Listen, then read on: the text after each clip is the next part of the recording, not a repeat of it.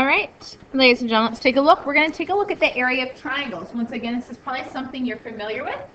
And so this should be a rather quick discussion. So let's take a look. We have the height of a triangle. It is the perpendicular segment from the vertex to the opposite side. So that means we need to look for a 90-degree angle. Okay?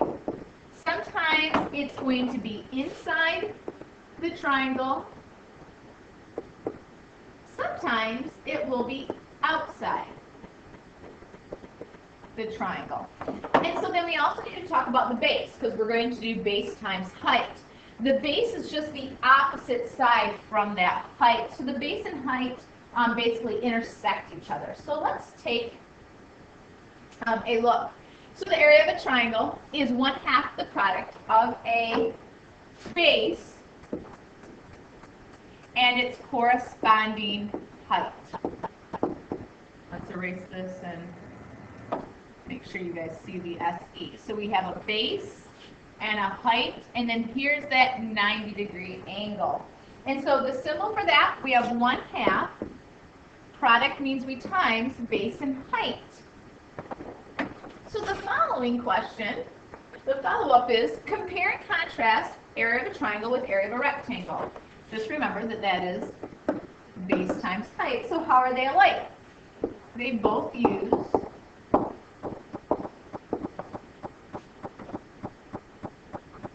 base and height.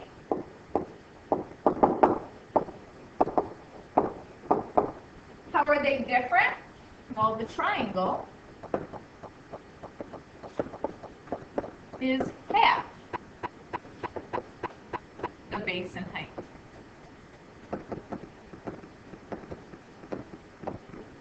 And why is that? Well, if we think back to how we found the number of degrees inside of a rectangle, if we picked a vertex and drew in the diagonal, we created two triangles.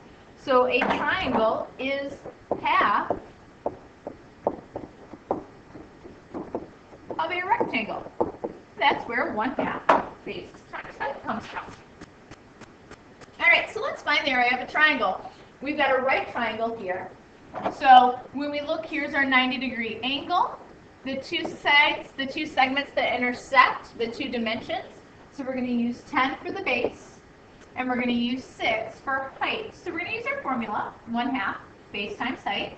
So 1/2, 10 times 6. I usually do 10 times 6 and get 60, and then take 1/2 of that. Sometimes we're going to get fractions or decimals when we multiply by 1/2, and I like to multiply by fractions just one time. So if I multiply these two whole numbers together, I'm going to get another whole number, and then half of that. So we get 30 square centimeters. In this lesson, for some reason, they're using the written word. Remember, we can write that as 30 centimeters squared. Now what we need to do is find area of triangles that aren't right triangles. So if we notice now, this height is inside the triangle because there's our 90-degree angle. This height, I often see them shown with dashed lines, is outside. There's our 90-degree angle. So for A, we're going to use 8 for the base. Oops. Substitute 8 for B and 6 for H. So we have 1/2, 8 times 6.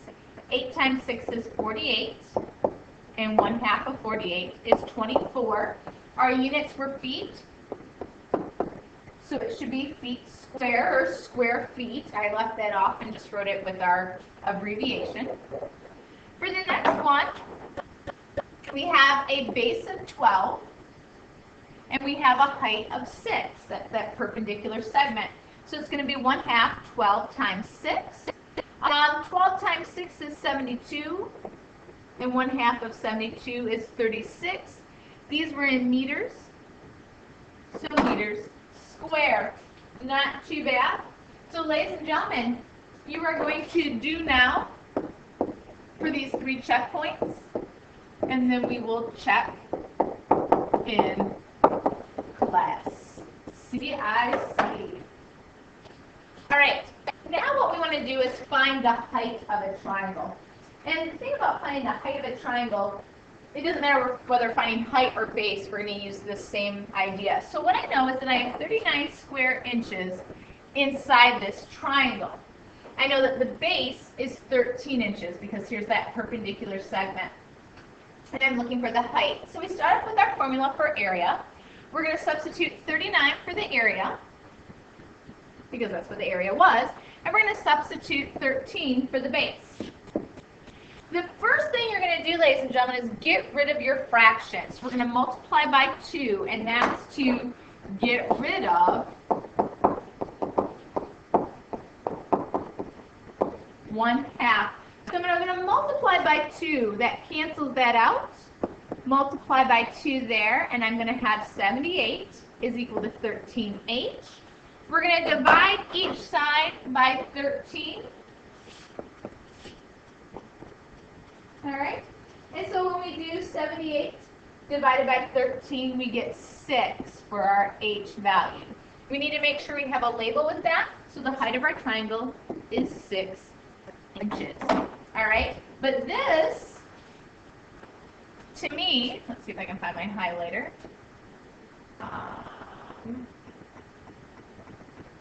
This right here, multiplying by 2 to get rid of the 1/2, is our most important step there, so that then we're just into base times height, so you're down to your division. All right, we are going to work on this in class. This will be our warm-up. All right, so if you do now, do it in pencil, but we'll put this up on the board for your warm-up on Friday. All right, so we want to find the missing measurement. I can see that I'm looking for the height. So I have an area of 90. So I have A equals 1/2 times B times H. So plug in what I know. I know I have an area of 90. I have 1/2. My base is 20. And I need to solve for H. Remember our first step, times by 2 to cancel out 1/2. 2 times 1/2 is just 1. So it cancels it out. 2 times 90 is 180. I have 20 times H here. We're going to divide by 20. And so I get, not 90, let me do some better math. 9 is equal to our height. And so because this is in meters, I have 9 meters for my final answer. Here we have a base of 6, or I'm sorry, a base of B. Here's my 90-degree angle, and so here's my height of 16. And here we have a base of 8. So what I want you guys to do is to do now, and we will check in class. All right, one last example to go through, and then we have a theorem we're going to take a look at. We need to find the ratio of the areas of the similar triangles and then find the scale factor. So we're going to go through and look at triangle ABC. So that's 1/2, 2 times 4.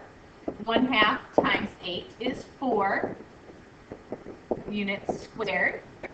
DF is 1/2 base times height.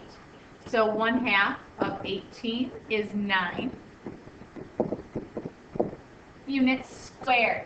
So I need to look at the ratio of those areas, and the ratio of those areas is 4/9. That doesn't simplify at all. What I now need to do is look at the scale factor. That was part B.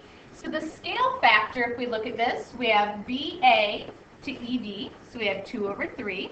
That doesn't simplify. And then we have 4/6. 4/6 is equal to 2/3. So we do see the scale factor is 2/3. So I need to look at the ratio of the areas and how it's compared to the scale factor. It is the square of the scale factor. So what does that mean? Well, if I look at my scale factor, 2/3, if you square 2, that means you're doing 2 times 2, which is 4, showing up here. And then we have 3 times 3 for being squared, and that's 9. So because area is squared, our ratio now, when we take a look at the areas, is going to be squared. So I can find a scale factor given the ratio of the areas by taking the square root of both of those. Or I can find the ratio of the areas by squaring the scale factor. And so that's our theorem here. That if you have two similar polygons, whether they're rectangles, trapezoids, squares, we're going to look at hexagons, pentagons. If the polygons are similar and they have a scale factor of AB, then the ratio of their areas is A squared over B squared. So what does that look like in symbols?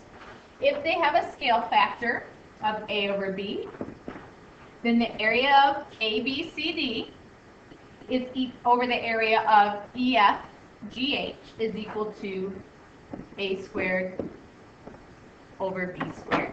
And so we'll take a look at those types of problems with some examples in your book and talk about those a little bit more in class.